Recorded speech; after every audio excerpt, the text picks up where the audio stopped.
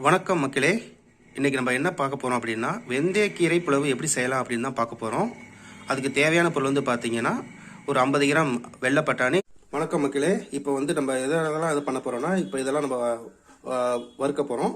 இதில் தேவையான அளவு ஆயில் போட்டுட்டு, கொஞ்சம் நெய் போட்டுட்டு, கடுகு மட்டும்தான் போடணும், மற்ற எதுவுமே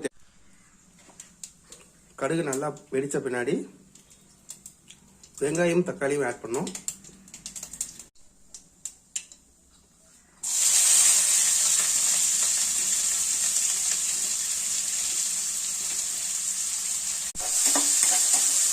வெங்காயத்தை நல்லா பொன்னிறமாக வறுத்துடணும்.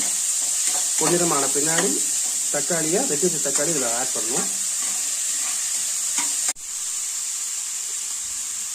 வெங்காயம் நல்லா பொன்னிறமாக வந்த பின்னாடி தக்காளி ப்ளஸ் வந்து பார்த்தீங்கன்னா இந்த உருளைக்கிழங்கு, கேரட்டு, பீன்ஸு, இந்த பட்டாணி மக்களே, இந்த டம்ளரில் 2 டம்ளர் அரிசி மட்டும் ஒரு 5 நிமிஷம் மட்டும் ஊற வச்சுக்கணுங்க.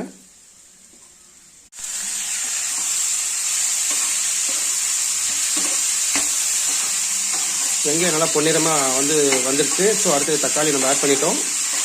இப்போ காமிக்கிறேன். ஹலோ மக்களே, 1 டேபிள் ஸ்பூன் வந்து மிளகாத்தூள், 1 டீஸ்பூன் வந்து கரம் மசாலா இப்போ ஆட் பண்ணிக்கிறோம்.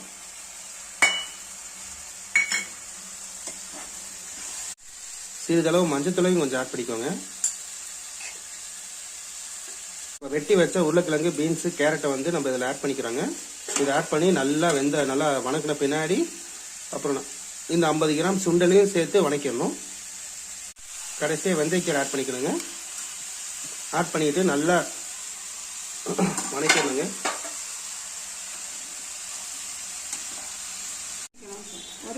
இது ஒரே ஒரு நிமிஷம் மட்டும் மக்களே பார்த்துக்கோங்க. அதை ஊற வச்ச 5 நிமிஷம் ஊற வச்ச சாப்பாட்டு அரிசி வந்து சும்மா ஒரு 2 நிமிஷம் மட்டும் கொஞ்சம் லைட்டாக வதக்கிடணும். அவ்வளோதான் மக்களே. பாருங்கள், இது நல்லா வதக்கியாச்சு. இப்போ இந்த அரிசி ப்ளஸ் இதெல்லாம் சேர்த்து நம்ம குக்கரில் விசில் போகிறோம்.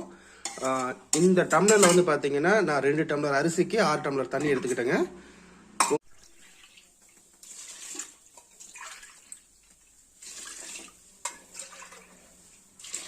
தேவையான அளவு உப்பு போட்டு கரெக்டாக 3 விசில் விட்டுட்டா போதுங்க, கரெக்டாக இருக்கும். எங்களுடைய குக்கருக்கு 3 விசில் அங்கே விட்டுக்கிறோம். நீங்கள் அதே மாதிரி அந்த டம்ளருக்கு 2 டம்ளர் அரிசிக்கு 6 டம்ளர் தண்ணி வச்சு எங்களுடைய மக்களே கொத்தமல்லி கருவேப்பிலை கடைசியாக நம்ம போட்டுக்கணும். இது வந்து நம்ம உப்பு செக் பண்ணி நம்ம விசில் போட்டுக்கணும் மக்களே. மக்களே பாருங்க, வெந்தயக்கீரை புலவு வந்து பண்ணியாச்சு. எப்படி இருக்கு பாருங்களா, இந்த மாதிரி அருமையாக இருக்கும் ஸ்மெல்லாம். நல்லா கிளறி விட்டு பாருங்க மக்களே, அருமையான சுவையான வெந்தயக்கீரை புலவு தயாராக இருக்கு பாருங்க. இது உங்க வீட்டில் அழகாக செஞ்சு பாருங்க, அருமையாக இருக்கும். இதுக்கு வந்து பார்த்தீங்கன்னா